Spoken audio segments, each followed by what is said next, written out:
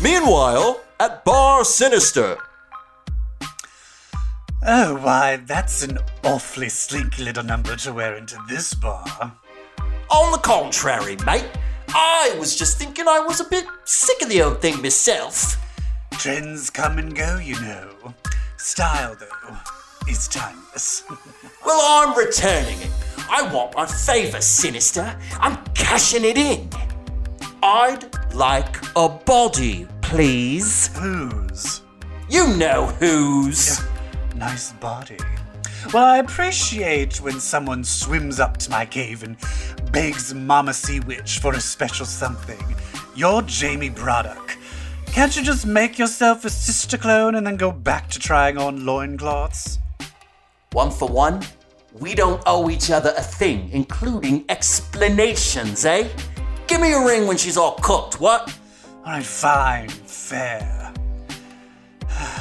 Finally have my cape back.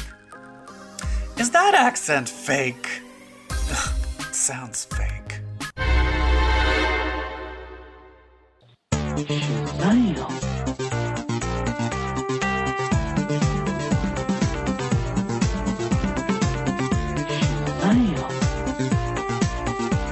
Hi, everybody, and welcome to episode 162 of Comic Book Queer's Legacy. It's a new year, and with me is the same old host. Hi, Evil Jeff. Hey, 2021. This 2021. time, it's going to be different. Welcome to 2021. Hope you survive the experience. We likely won't. All right. Well, it's really good to be back. Did you enjoy your holiday break? I did. I ate too much food, and I did nothing, and just watched a shitload of TV. So, Shit ton. What can be better than that? I played a shit ton of video games. I am like neck deep in the Miles Morales game. It's wonderful. Oh. It's great to have that Spidey game back in my life. Is it the same people that made the other Spider-Man game? Yeah, and it's like the same exact mechanics. Oh, okay. It's even the same map. So the original Spider-Man took place in Manhattan. Miles and his whole crew, you know, they all live in Brooklyn. Like, they're a Brooklyn character set. But there's this whole storyline about them moving to Harlem and how his Uncle Aaron actually grew up in Harlem before he lived in Brooklyn. There's all this Harlem justification solely because they didn't want to redo the map. They didn't want to create a new map for this game. They had to use the same map. And am I correct in thinking that you live in Harlem? Yes, and in fact... So you're playing, can you go buy your house? Yes, I stood That's so atop weird. our roof, atop the roof of our... I mean, there's many differences. Like, they don't get it right at all. But generally, you know, on the building that would be my roof. And weirdest thing, it was snowing in New York today. It was snowing in Harlem today. And when I was playing, it was also snowing. Wow. Snowing in Harlem outside, snowing in Harlem on my TV. There's a Christmas song in there somewhere. Somewhere. That's awesome.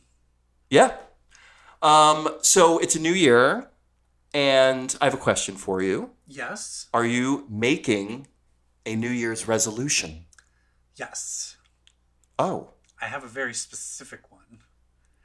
Oh, okay. What is it? Mine is to lose. I want to lose 10 pounds. Oh my God. In the first month. The first month? That's unhealthy. That's fine. It'll be fine. No. Okay. What are you going to do about it? How are you going to do it? Oh, it's easy. I just need to. I have an exercise regimen and I have a good healthy diet. I just actually need to do it every day. Yes. So my goal is to do it every day for a month. Like, I'm not starving myself or anything. Like, I'm not doing anything unhealthy, but I just feel like if I can stick to it for a month, I will probably lose 10 pounds. Like, I'm not going to do anything like anorexic or anything like that. Sure. I don't have the nothing willpower drastic. to do that. Yeah. No. Why would you? Like to give up? Like, if I gave up a bottle of wine a night, I'm sure I would lose weight, but we're not going to do anything drastic. Yeah. I have also, to help my sleeping, I have now started taking CBD, THC, like with a little bit of THC tinctures at night. Oh, so sure. I basically just drink a little drop on the tongue. I drink some weed every night to help me sleep. So I'm going to continue that into the new year too. That's fantastic. I I plan on being hear, high throughout 2021. here, sister. I hear that weight loss, it comes down more to the nutrition and diet side than the exercise side.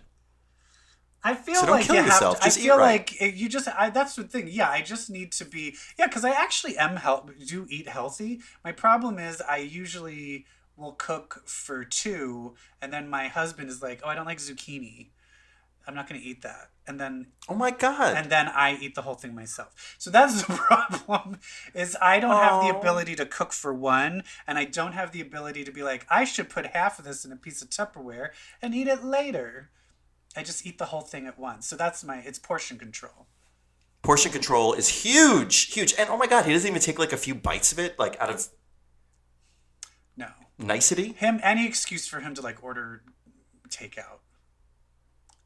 Well, he sounds awful. No, because I also know I'm that person where like I know what food he doesn't like, but if I want to eat something, I'm like, I'm not making something special for you. Yeah, exactly. In 2021, you should only serve Joe food he doesn't like. Speaking of 2021, everyone is jumping in the gun saying, oh, thank God 2020 is over. 2021 is going to be great. Someone posted, they're like, look what I posted at January 1st, 2020. He posted the scene, a meme of the Texas Chainsaw Massacre, the very end scene. And it has like the Texas Chainsaw Massacre guy with the chainsaw, and it says 2019, and then it cuts, and then there's a picture of the girl escaping, and it's like laughing, like happy, and it's like 2020, and then he was just like, "This is going to be a good year." So I just want to say, and he was we like, never made it out of that barn. He's like, "This didn't age well." So No. I want everyone to just stop jinxing us by saying 2021 is going to be great. Let's just. I think it's going to be awful. Let's just hold off all judgment. I think it's going to be awful. I think the only good thing about 2021 is going to be comic books. But here, I'm going to make a request, and you can bat me down. I actually want Sure. to switch things up. Because Okay. I would like to get, before we jump, I want to get all of 2020 out of the way before we start talking about comic books. And I think we need to talk about something that happened on Christmas that we need to get out of the way before we can talk about comic books. Yeah, what's the opposite of a Christmas miracle? Like a Christmas tragedy? Belly flop, right? So we're going to do our Someone to Watch Stuff With Me segment right now. Is that what we're doing? That is correct. All right. Then cue the music. Someone who watch superhero sci-fi stuff with me.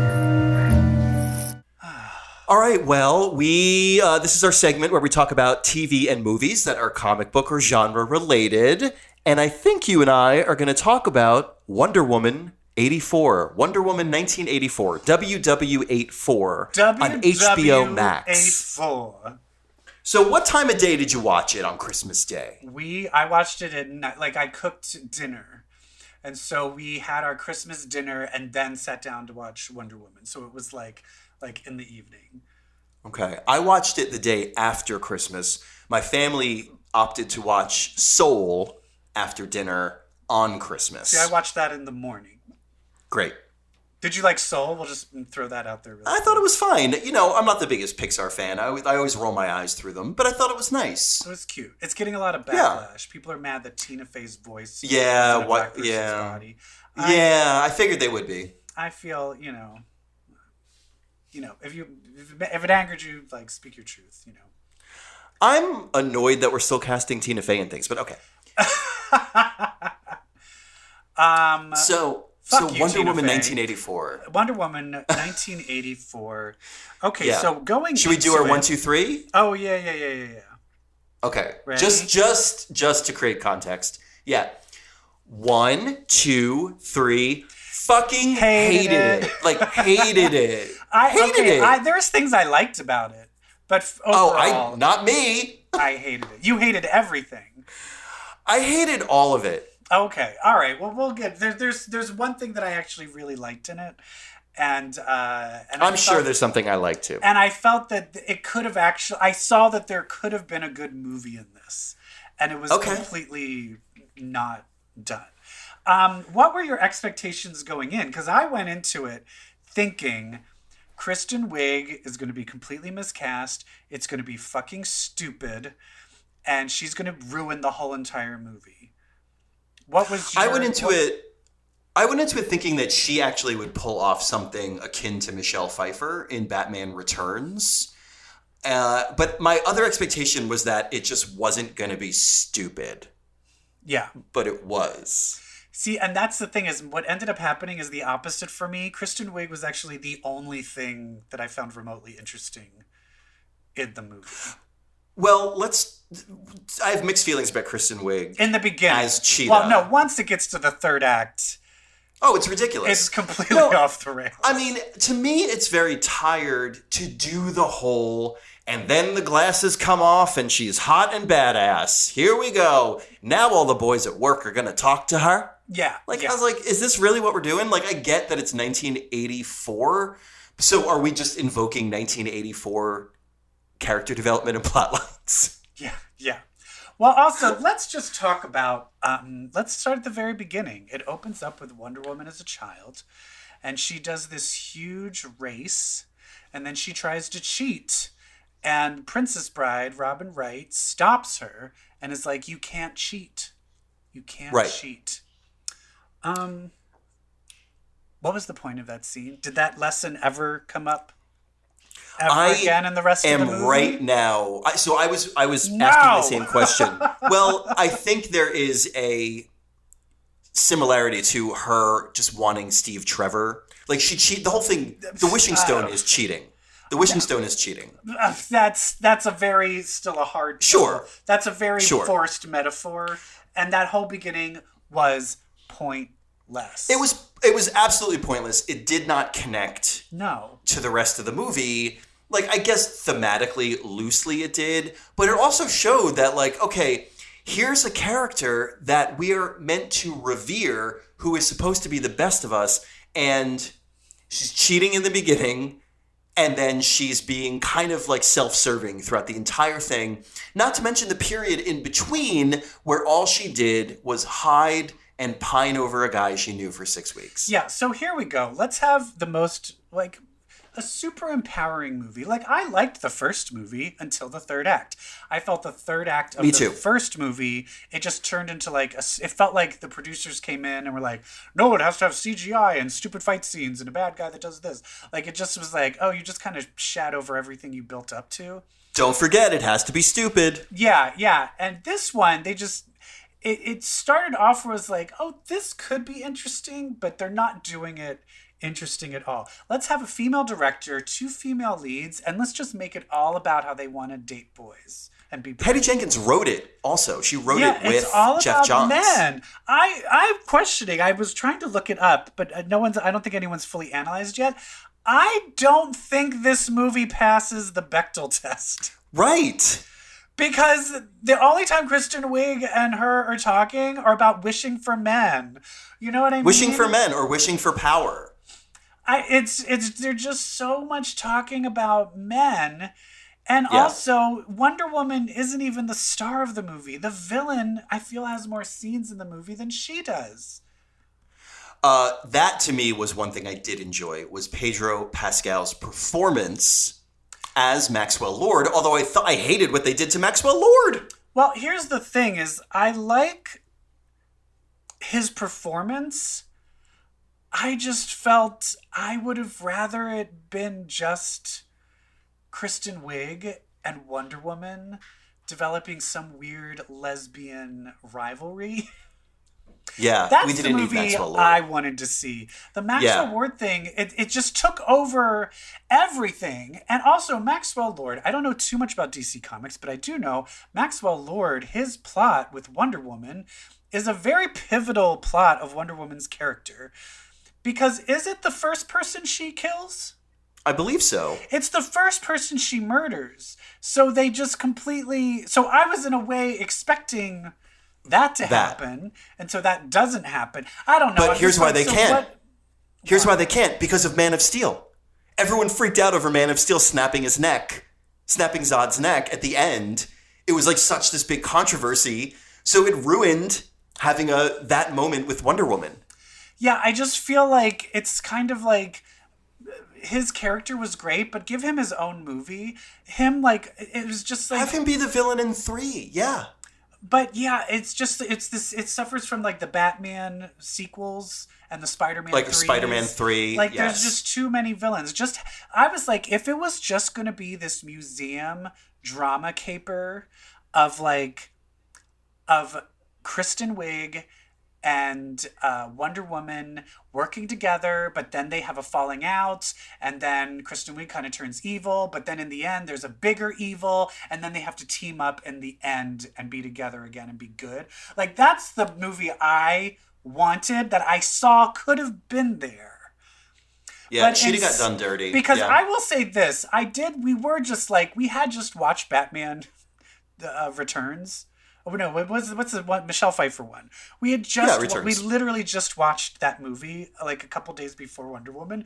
So we were like, "This is literally scene for scene Michelle Pfeiffer." It's like scene for scene Michelle Pfeiffer. But I will say, Kristen Wiig in the beginning as the ditzy girl, like, I was here for it. I was I thought she was super fun, and I liked the interaction with her, like her kind of goofiness with Gal Gadot's, like wooden acting. I was like, I'm here for it. Yeah, they just gave her nothing to do. They added too much. It feels like they added too much and didn't trust the women. I cite Steve Trevor. Yeah, okay. Did we need Chris Pine in this movie? Well, here's the thing. Yeah, okay, you could have used Chris Pine, but towards the end, where she's like, you don't need a wish, and then Chris Pine shows up. And then make him the ultimate stakes. Yes. And then she's like, I have to let you go. Like, he should have been there for 5 fucking minutes. Not the whole goddamn movie. And then she's like, don't leave. I want you to stay. I'm like, what about this poor man who's been raped? This poor man whose body he has. The ethics behind the body taking over. And then she's like, sees him in the end, like the real person. She's like, hi. And she'll be like, hi, I fucked you and you don't know it. I guess that's kind of rape. I don't know. I don't like DC. I don't understand what DC is doing to its characters in movies. I truly, truly don't get it. Yeah, it's just, I feel like this was draft number 1 of the screenplay. And then I feel like this was draft 87.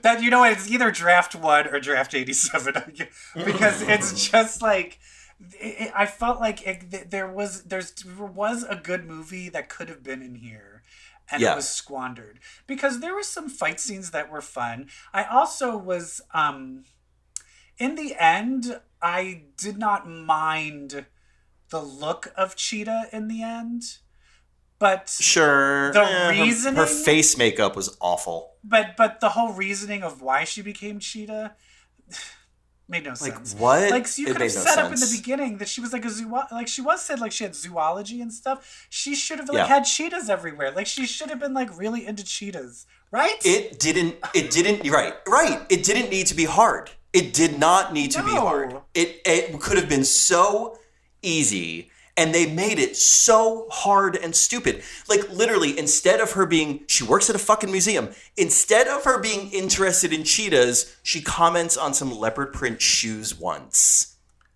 Yeah. Didn't need to be that stupid. Yeah. Like, why was she running around all over the place? They're like, oh, she's Cheetah. She's got to run for some reason. So she just starts running around all over the city. Just running. For no reason. Just running. I'm Cheetah. Yeah, and then the wishes. Here's my other big problem. Oh. So, were you aware that you could renounce your wish in this movie? No. So, when she walks away from Steve Trevor, were you aware that she renounced her wish and he disappeared? I was aware that she renounced her wish and he disappeared, but I was like, where did that come from? You could just do that? But you didn't really see him disappear. She just like walked away. I wanted to see him like turn back into I was so confused because I didn't get the renouncing of the wishes. So I was like, oh, she just walked away. Why does she have her powers again? Like, I was so confused. Now, I will say, I did like the idea of her learning to fly. Because I am someone that loves a flying Wonder Woman. So I love that because Wonder Woman can fly. Yes. And so I like the idea of a flying Wonder Woman. And that part I actually did not mind. But the whole lead up to why and Chris Pine and her, it all made no sense and was stupid. So basically, this movie was stupid. I thought the stupidest thing ever was the invisible jet scene. Yeah, that made no sense. Oh, I know this trick. Oh my God. Hey, I know a little magic trick how to make a jet invisible. Save it for the third one, okay? All these things that you needed to add in here, save them. Just give us a good cheetah story. Ugh, you're trying way too hard. It reminds me, though, it reminds me back with to an old CBQ. Oh, no. And this was when we did, what was it, C2E2? And we did a live match game where Steve was the host. Oh, and yeah. It was you, me, and Eric. Like, all of us were there. And I remember... Yep, and you were there. But Steve had one where it was like, not only does Wonder Woman have an invisible jet, she also has an invisible... blank. And I just remember Eric put an invisible airport, and I thought that was the funniest thing in the entire planet, where I put like dildo. Of course. Anyway, that's a nice little memory that came out of that. God. But the movie was just, I mean, just come on. Even Steve would have not have fully enjoyed it. But I will say this, come on, like, do not try to come for Patty Jenkins. How many times has Zack Snyder given, tried to serve you a turd, and then they just be like, give him another movie to make. Oh, yeah. Do not try and be like, oh, well, Patty Jenkins fucked this up. I won't dare want anyone to talk about this being something about her as a woman. I don't even want that to fucking come up. So shut the fuck up about that. I never said anything. I blame the studio for watering down. She probably wanted to make a good movie. Of course, yeah. Oh, all right. All right. We just washed 2020 out of our hair. Now let's. I hear the X-Men are kind of teeing up the ball for 2021 to give us some craziness, don't you think? Let's check in with Krakoa and what it means for 2021. Hit it. I want your X. All right. We've not talked about the X-Men in quite a few weeks. Yeah, we have got to talk about 5 titles. Yes, we are going to talk about in order. Let's do an order of when they came out. So we have to talk about New Mutants, X-Force, Excalibur, Wolverine, and we'll end it on the X-Men because I feel that's... Oh, you forgot. Oh, I'm sorry. There's a 6th which book. one? Come on! You got me! Gotcha. Okay. All right. A long, long time ago, New Mutants number 14 came out, and guess what? It's Vita Ayala's first issue. So basically, this is just setting up the school. Xavier's kind of a dick, because they're kind of like, hey, we basically have kids just running around. And he's like, you're right. You should make a school. You do it. You're right. Glad you're going to do something about it, kids. I don't got time. Grow up already. Move out. So now the New Mutants' job is they are literally the babysitters of Krakoa. They're the ones that are training. I will say this. Here's the thing. I get the idea of like, we need to train you in battle. Who's teaching them how to read? Can anyone in Krakoa do math? Like, they still need like a normal education too, right? Yeah, like they're not book smart. Is it going to be like, there's going to be an X-Men battle and then it'll be like, just follow that sign. I can't read. Yeah, but that's what Emma Frost is for. She's like, here's Catcher in the Rye. Oh, she just downloads it in their brain. Yeah. I'm sure that's part of the curriculum. All right, so here we are with these guys, and it also opens up with some, what's his name, Saba? How do you say his name? Saba? The Shadow King. The Shadow King? Yeah, his name is Amal Farouk. Amal Farouk. Why did I say Saba? Saba. I have no idea. Who was I thinking of? I was thinking of another Middle Eastern. Shaba Ranks? I don't know. Anyway, so I guess this is. Have we ever seen like his origin story before? No, and the big twist headline here is that the Shadow King and Amal Farouk are two different entities. So he was actually someone that's been very early on. He's just a poor telepath that got taken over. He got Steve Trevored like way early, which I got to tell you something. What's her name? Just like Karma did when she got all fat. Yeah, and also just like Legion in the TV show. Yeah. So that's cool. So, Mirage and Karma, they're kind of like the headmistresses. Yeah, and I love that they're both lesbians, and I love that in a story that set up Shadow King, we then cut to Karma feeling uneasy, like something as dreadful is coming. Love that. But also, did you notice what Mirage was exhibiting? Yes. Her full powers, finally. Yeah, and in the battle versus the other New Mutants, where she's doing the little scrimmage, she exhibits fear powers. It's like, it's great. Thank you, finally, an author is like, oh, she has these cool powers, not just fucking image arrows. Yeah. I think they're going to do a lot with Dani and her like psychic nature, even for Rain to be like, yeah, Dani's been helping me through some fear things. Like, I love using her powers. So it seems like Dani's powers can be somewhat therapeutic in terms of deep-seated fears. I will say this. I want her to... I feel the X-Men uniform with the Native American accoutrement, I don't like it. Mm-hmm. I would like her to just have a full-on... What is she, Cherokee? Or is she... No. I don't know. I just would rather have like a fully non-X-Men uniform. She's Cheyenne. Yeah, that's cool. I mean, it's a classic kind of want look. them to have their own. I want them to have their own uniforms at this point, because that didn't work out too well in the late 80s, early 90s. Well, of course, she needs to have something completely brand new. I mean, if we can give fucking Prestige her stupid red outfit, we can fucking give them, because that's the thing. I feel that outfit is the same thing why I'm glad like Kitty Pryde doesn't wear it anymore. Like, that's a student. I feel like it's like that's a student outfit. Yeah. And they're not students anymore. So they really need to have their own fun costumes. Yeah, I agree. Something else that comes there is a costume. Wait, there is a costume I do like.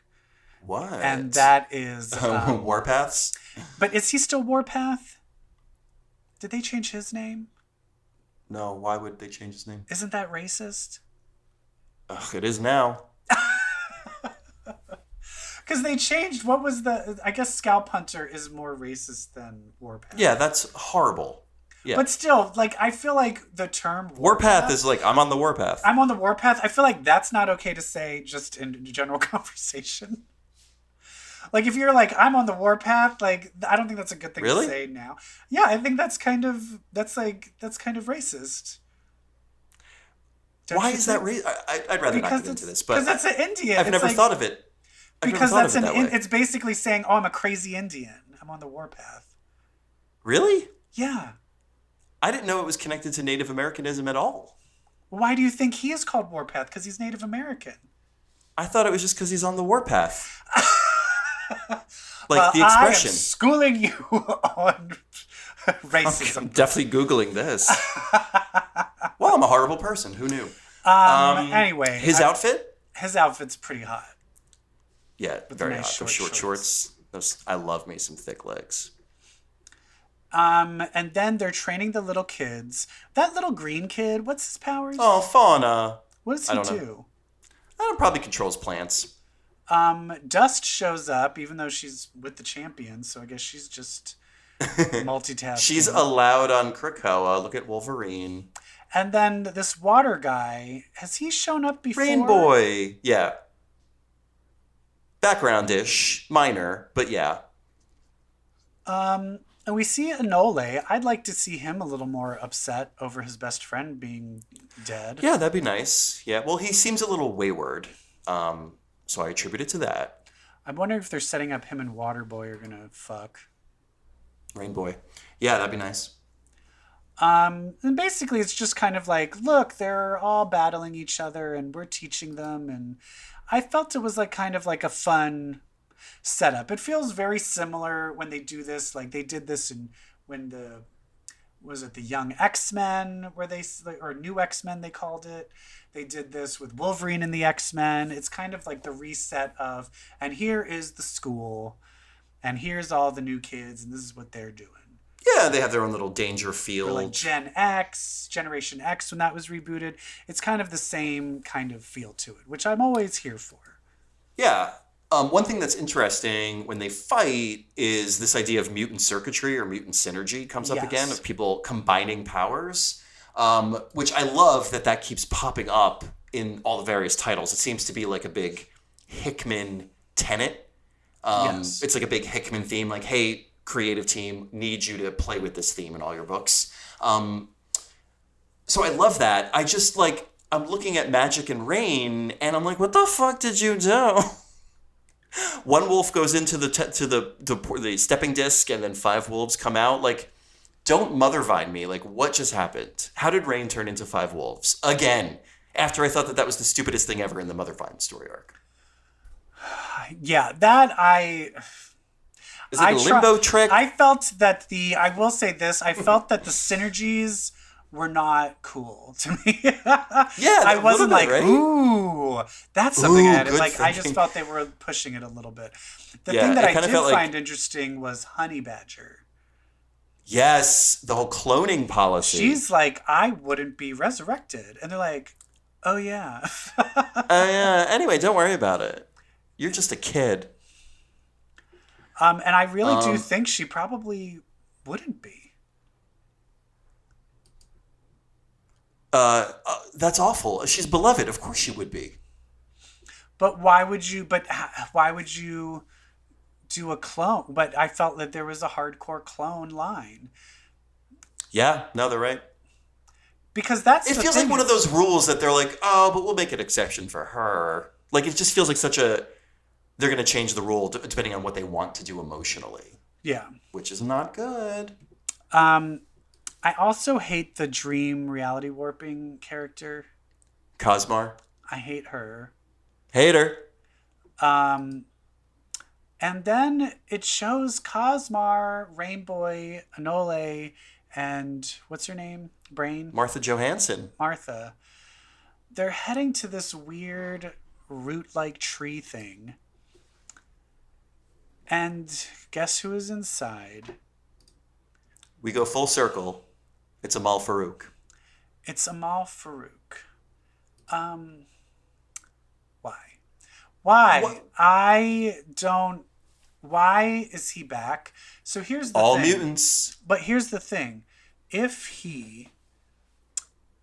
Not a clone. If he was resurrected and brought back, because that's the thing, is like he was just on the astral plane. The Shadow King was only on the astral plane. Like, Farouk his body is dead, so that means he must have been resurrected. So if he was resurrected and it was established that the Shadow King was not in his body, why? It looks like I think it would have been way more interesting if he was just Farouk and not Amal Farouk. the Shadow King, but he's all evil looking. So right now I have basically, do I like the story so far or not? I feel if he is the Shadow King, I will not like it. If he is just Farouk, then I will like it. So that's where I'm leaving. Or things. what if they explain this little nitpicky detail to your satisfaction? Well, I mean, that's if they explain it where, and now the Shadow King is back inside of him. I think that's boring. There's no winning here. I don't want the Shadow King. I don't like the Shadow King. Yeah. I'm done with it. That's what you're getting. That's what you're getting. I mean, maybe not. Maybe not. Maybe they'll be like, don't you see? There is no Shadow King in there. He's just fucked up too. That'd be awesome. Fine. I'm all for that. But I'm very picky. You know how picky I am. Yes, I do. I see this whole line as just sort of a big reset. And it's like, okay, all these characters are back. Tell whatever stories you want. Have fun! Yes. So let's move on. Oh, all right. Now we're in the fucking pits. To X-Force. Or should we call it Beast is the Worst? I really want to like this book. I really want to like this book. And I cannot stand it. How are you going to make Beast so unlikable? And honestly, it's the same creative team as Wolverine, except for the artist. But the artist is horrible in Wolverine. I want to talk about Wolverine and X-Force like as one. Can we? Sure. Because I hate them. Yeah, I don't like either. So it's pretty much like they're so connected because they're both Benjamin Percy. So he's telling X-Force stories that focus in on Wolverine in the solo title. In both titles, you have Beast saying to Wolverine, who didn't even interrupt him in the first place, "Well, would you let me finish, you fuck?" I'm like, Beast, you're the fucking worst. He's not interrupting you. And twice, Beast is like, "Well, if you would let me finish." Oh my God, can Wolverine not even talk? Fuck you, Beast. He sucks. He also kidnapped a dog and got it fucking killed. Yeah. Because you realize he dies in... What the fuck? The dog dies in X-Force. Yeah, and then you find out whose dog it is, like, in Wolverine after. Yeah, and also... The last real X-Force, because it was all of the Ten of Swords, we see Colossus going to a trial. And I was like, at least this will be interesting, because we're going to have a trial, and we get to see the council chew out Beast for being racist. We get to see Wolverine speak his mind. No, none of that. It's all already happened. So the one interesting thing that I could have read in the comic has already happened off page.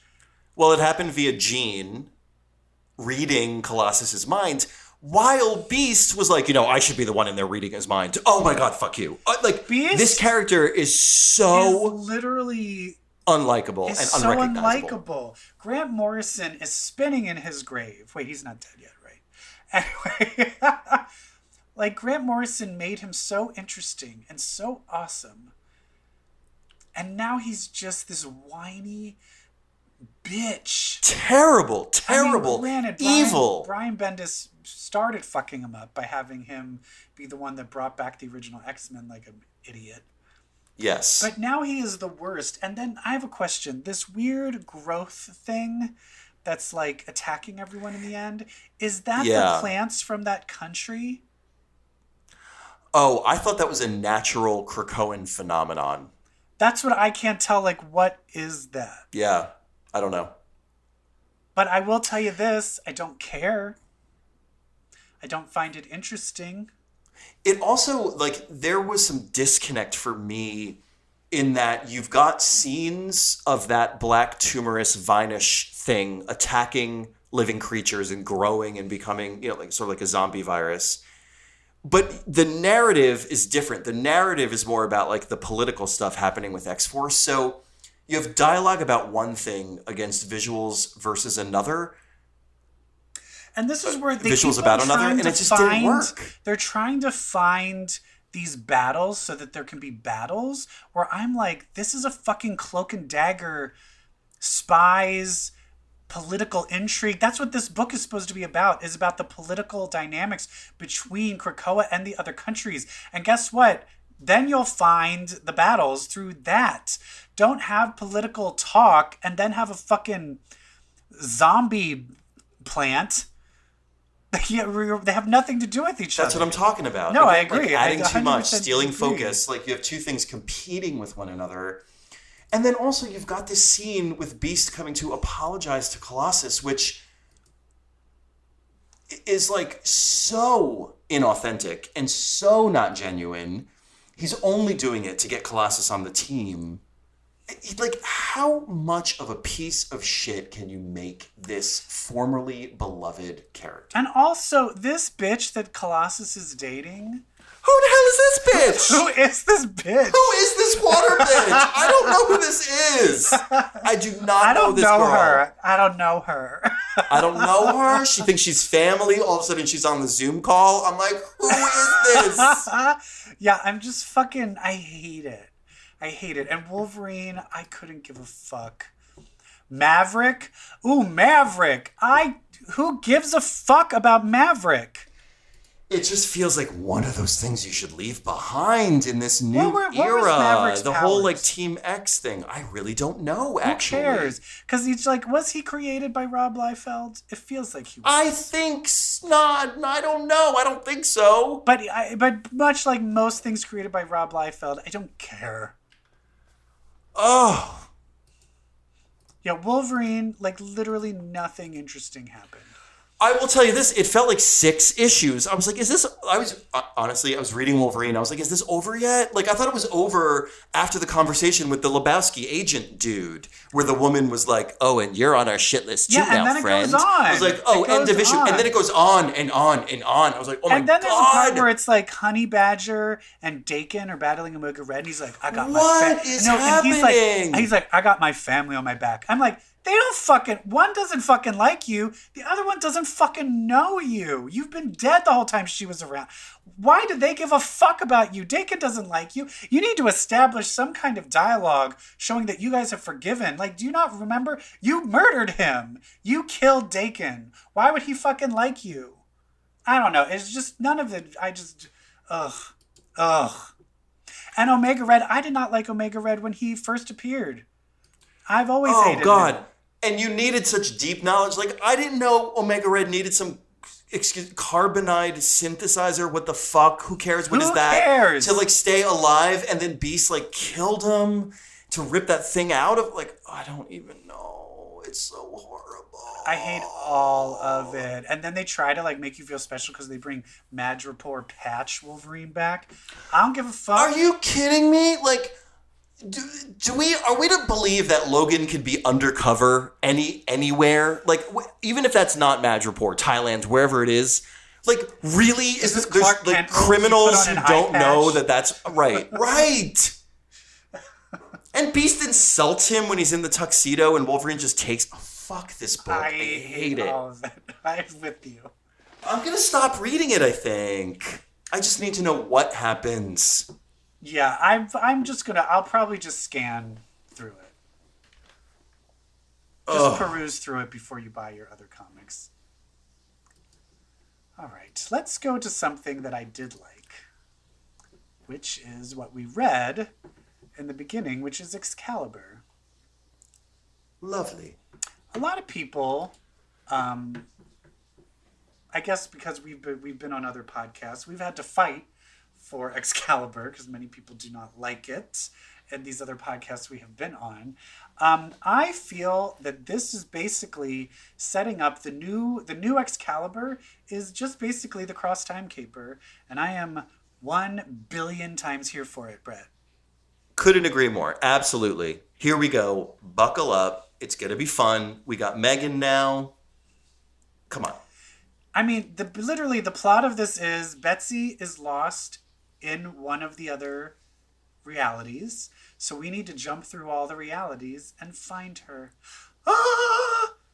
Love it. And we have all of the Captain Britain Corps, all the alternate versions of Betsy having our back. They're going to help us. And we clearly know because Tini Howard is so giving us these Easter eggs throughout the series from the original run. You know, some of these cross times that were visited in the original run, I think they're going to show back up.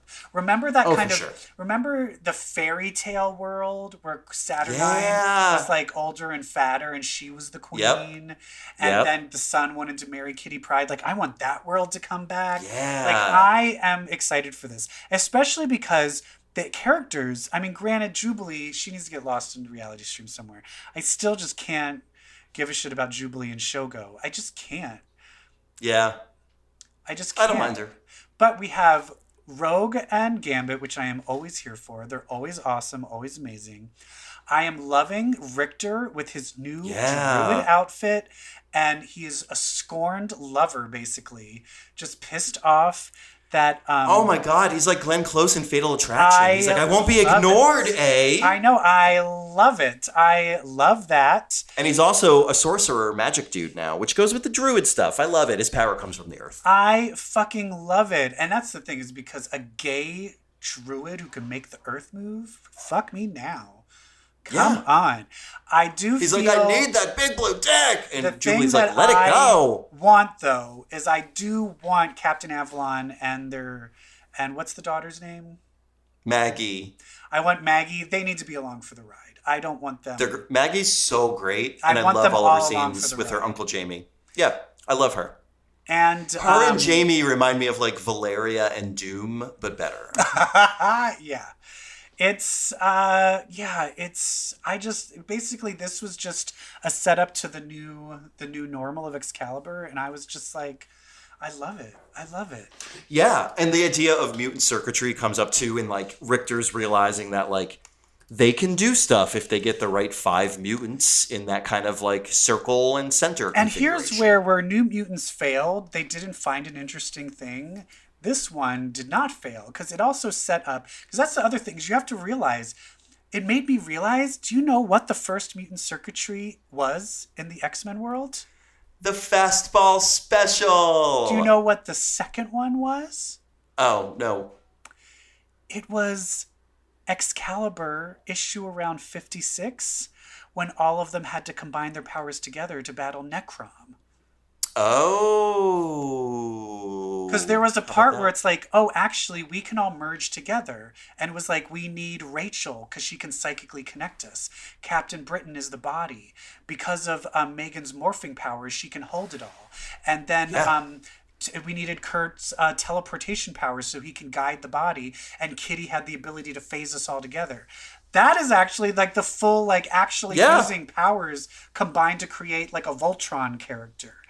And that's what this was done here, because that's what I'm curious of, like, did Hickman and Trini know from the beginning that their powers would be used combined this way? Because I feel like it's so perfect how their powers combined to kind of cast this spell. Yeah, no, I think that that's something they really dive into. I really do think Hickman was like, this is going to be all about them combining their powers. Because it's all about community. Because we also gave Gambit like a much stronger power set that he did not have before. Because he can it's not just an object. He can kind of, what does he do? Because he sets off, because it's his power. He's part of the power where they were like, oh, it's not just like, it's not just like playing cards that he can electrify. He can electrify like magical energy. It's not just kinetic energy. He can charge up anything. Yeah. Tangible, intangible. So that's, I think, just making it where he can charge up any energy, I think that is a huge power boost. I love that. Character. So they combine their powers to summon Betsy, but instead they instead they summon the core, the entirety of the core. Dragon Betsy, Swan Betsy, regular Betsy, but with poofy shoulders. Yeah. And they're like, we'll find her. Yeah, they're like, we'll get her. She's the one that got us all this great gig is Captain Britain. Yeah, we love her. Except for you, Jubilee. But the best part is the last page. Oh, yes. I have been so hungry for some Warren Worthington, Betsy Braddock action. But also, I thought this book was going to be like, is Betsy alive? Is she not alive? No, they just flat out are like, here she is. Here is She's Betsy. alive, but things are weird. She's in her own reality world where she is the Queen of England and she is fucking married to non-Archangel, regular Angel Warren. Yes! Yeah. Basically, It's like she's going to have this wonderful dream world. It's like, is she going to want to live? We're going to take a trip through Betsy. I think there's going to be a lot of great Betsy Braddock storytelling ahead of us. And I, for one, am very excited. Well, if you look at the coming soon, the next cover of her sitting on a throne, like smirking, looks great. Love the energy. Also, She looks I really bored. love the art. The art in this is really good. Marcus Toe is so good. Like, I agree. Wolverine and X-Force, the art is not that good. I am not a Joshua Cassara fan, and people suck his D, and I'm like, Yeah, I don't like it. I don't like it at all. The people don't have... Yeah, they're not interesting to me. Ooh, but Marcus Toe, I like a clean look. And going on that, I still am not a huge fan of the New Mutants art either. The Rod Rice, I love it. All right. So Especially this last issue. Yeah. But the art, it's another one of those clean looks in X-Men number 16. It's a rare X-Men issue drawn by cable artist Phil Noto. And it looks great. Yes. And we open up with Arakko showing up. Arakko finally appears. It's way bigger than Krakoa. Yeah. So I want to bring up, I've got an inherent problem with this whole issue. Okay. But yeah. So here's the weird thing is Arakko and Krakoa have been yearning to get back together. However, thousands of years, people turn into different people. People grow in different directions. And they are like, oh, that's what you're like? Oh, you're into that now? No. Oh. I don't even understand what you're saying. Yeah, so they can't even understand each other, which I don't understand. How come they can't understand each other when everybody on Arakko speaks English, which didn't even exist? Yeah. That's something. Don't talk about languages when everyone on Arakko is speaking English, when English didn't even exist when you went over to Arakko. If we're going to jump that, if we're going to ignore that thing, which I'm willing to ignore, then you can't bring up a whole other thing about languages that Krakoa can't understand. Like, that doesn't make any sense to me. Sure. But Doug now has to be the conduit between the two of them to make them communicate. Yeah, and that puts him in an awkward place. What is your problem with it? The reveal that there are 20 more mutants on Arakko than there are... 20 times more mutants on Arakko than there are in Krakoa. Yeah, we need another genocide. That's fundamentally, like... But also, then what the fuck does the Quiet Council think they're doing? Like, what makes Krakoa in charge? Like, Xavier and I guess that's where this is going. Like, Xavier and Magneto, they're like, oh, fuck us. There's 20 times more of you? Why, then I guess we'll do what you say. Like, it's just... It really throws off the balance. It does. And I will say, I don't have a problem with it yet because I trust that it's going to go somewhere interesting. However, it is weird where I just don't want suddenly all of these new Arakko mutants, because the one thing I find the least interesting is like when an alien creature comes, and they're basically aliens. They don't understand Earth customs. They don't know what television is. That's great. So it's going to be much harder to relate to any of these characters because they didn't grow up in a human world. And that's what I find more interesting. And then also it looks like they have their own Quiet Council. And it also just seems very convenient that their Quiet Council is set up in the exact same way. Yeah, well, there's a secret. But what's her name? Iska is like, oh, you have a little baby government. We have a good government. I'm like, I don't know. Yours looks exactly the same. Except for the night. They have the night instead of summer, winter, fall, spring. Yeah, they also have a secret. They have day, night, dusk, dawn. But the one thing... But night is not officially part of it, which is a huge difference between this and the Quiet Council. And I do find it very interesting that the prerequisite to be on the Arakko Council is you have to be an Omega level mutant. Yes. I do like that. I think that's interesting. That's my thing is I like the idea of a council of 12 and these are new people being introduced. However, I don't find it interesting that there's that many other mutants. I don't like that. So I'm not liking that. I also think it's very dumb that clearly wouldn't Genesis and Death and Pestilence, wouldn't they have all been on the council? Right. So I feel like they would have had maybe missing they are. things. Maybe they are. Well, how many people are missing that were listed? 4. Okay, I hope it's Genesis and those other dudes. Listen, I can't believe Tarn the Uncaring, like that guy that sliced up the Hellions, he's on it? Yeah. I'm like, your government's fucking crazy, Araki. And Red Root, she's gone. She's locked away somewhere. Yeah, she's the Dougie, though. Yeah, I mean, I'm intrigued, I'm interested, I'm scared. 20 times more mutants is a lot of mutants. Why does Xavier think he's going to be able to tell them what to do? Also, they don't like humans. Basically, they now have to... They're just going to kill every human they see. Exactly.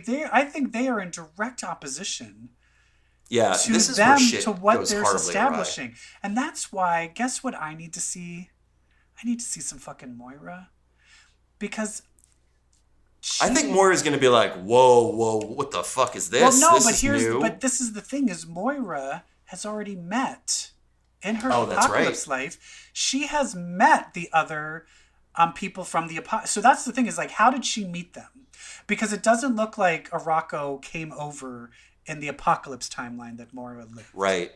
But she did meet all of them, and they were there, which means she probably traveled to Arakko, and she probably knows more about Arakko than any other fucking person on Krakoa. So can we please get Moira in here to give some insights? Come on. Where the fuck is Moira? It's time for Moira to come back. The other thing that happens is a whole lot of Jean and Scott. Yes. Wait. Before that, I just want to have one more Moira thing. I do want one where they're all trying to decide something, and then the Quiet Council suddenly gasps, and Moira walks out. And she's like, y'all done fucked up. And then, like, that's the end of the issue. I mean, maybe they're going to seat Moira on the Quiet Council. That's who should fucking be on it. But back to what you were saying. Jean was offered her seat back, Brett. Yeah, they're like, because that was stupid, right? But she was like, no, I don't want your fucking seat. And they were like, the only seat I want is on Cyclops' lap. Your boyfriend can come too. And she's like, no thanks. And he's not my boyfriend. It's weirder than that. She's like, we're going to start the X-Men up again. And what? Because that's our fetish.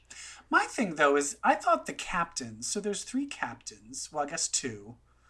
Because Gorgon... No, they brought Gorgon back, though. But we still don't know what the deal is with that. He came back different, as said in X Factor, and then nothing else was addressed. How would we know? I always felt those captains who were taking their own teams, I felt like those were X-Men groups. So I always thought of those as the army. So I guess that's more the army. But then, so what is the X-Men that Cyclops and Jean Grey want to find? The heroes. What does that mean, though? When would you send the X-Men and when would you send the army? Like, what's the difference? I think when it's socio-political, it's nation versus nation, it's diplomacy, it's military.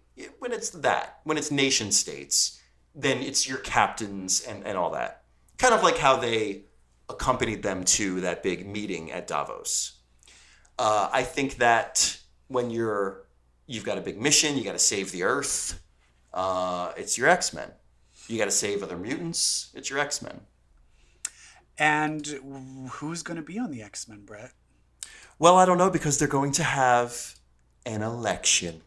Dun, dun, dun. And literally, if this title is only about everyone competing with one another to get on the X-Men, I will read it. I will read it over and over and over. If this whole thing is just like an election. I know, this is what X-Force should be doing. I'm all about it. This is what X-Force should be and isn't. Watch Beast try to rig the goddamn X-Men election. Yes. Now, here's the other thing that's interesting is who is not eligible. The Quiet Council is not eligible. There is no Storm. There is no Kitty Pryde. There will be no Emma Frost. There will be no Nightcrawler on this team. No Nightcrawler. How about that? I think that's fair. I think that makes sense to me. But this is going to be interesting of like just a vote, a pure vote. Yeah. And then Cyclops how many? is real But happy then how about it. many? Right. What is going to be the number that's going to be on this X-Men team? And that's Right. the weird Are they going thing. to pack the X-Men like they pack the bench? But I also want it to be where they start discovering the problems, where someone that's really popular that actually they might not get along with or might have a useless power set, like might actually get on the X-Men. Like I find all of that very interesting. Yeah. Like, so this is like, let's have some, let's end this with some forecasting of who do we think would win an X-Men election. The whole thing sounds like a popularity contest. And I'm sure a lot of people are going to like really strategize, kind of like we do as fans. Like, you need a stealth person, you need a magic person, you need a defense person. But I think the first person that's going to get... Who do you think will win the most popular vote?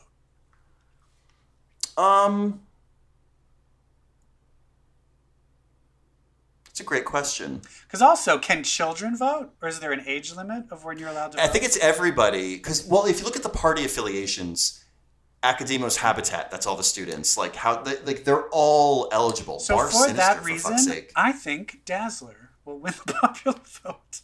Sure. She won president in Bendis's future, so she's very popular when it comes to voting. But I do love the idea of Dazzler being on this team. That would be amazing. Maybe that's why they're saving her, because she's going to be an X-Man. I would love that. I think that's very likely. I think Dazzler is probably very likely. But I also think but because there's party affiliations, it seems like they then at least have to take someone from each of... Yeah, like one... From each of these places at least. Yeah. What's the Wild Hunt? Is that where like Wild Child and everything was? That was the New Mutants thing. The bad guys from the new, like where the bad guys. No, like the New Mutants was titled "Welcome to the Wild Hunt." I need to go through these and like really understand what each of these. Plus Bar Sinister. Who each of these entail? Bar Sinister. Who else is on Bar Sinister? Is that just the Hellions? No idea. No idea. It's just a bunch of Sinisters, and he's not eligible. Yeah, is it the Hellions? So I guess maybe the Hellions. Who's House of M? That's Magneto? I mean, who else is there besides Polaris? But she's busy with X Factor. So a lot of these, I'm the like, Pretender? I mean, let's get the Pretender. And then Araki Pilar. Is that Arako? All 20 bazillion of them? I mean, I do feel like Iska and maybe Bay will probably show up on this team. For sure. But then it says Hellfire is eligible, but all the Hellfire people are on the Quiet Council. Like, yeah, I'm very confused as to who else stays in these places.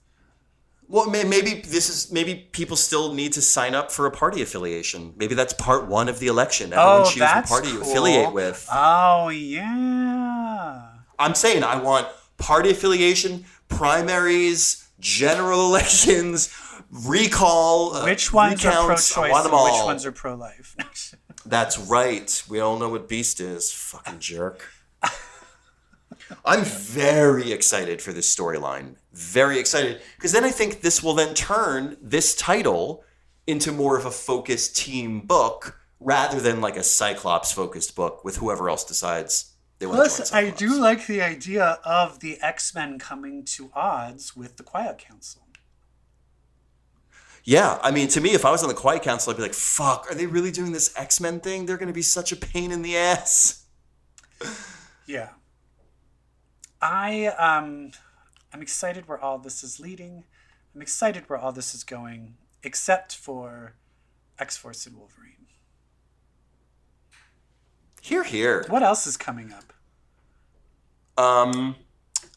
In terms of new X-Men titles? Have you seen any like solicitation? Oh, we have. When do people get out? When do the people get out of the vault? X-23 and Sync. Oh, that's in February. That's in February. So that's coming next month. That's what I think that's in 2 issues. I think that is X-Men number 18, I recall. One thing I'm excited about is that the formal vote for the unveiling of who made the X-Men is going to happen at the Hellfire Gala. Ooh. That's fun. Does that mean Emma? And it's an annual.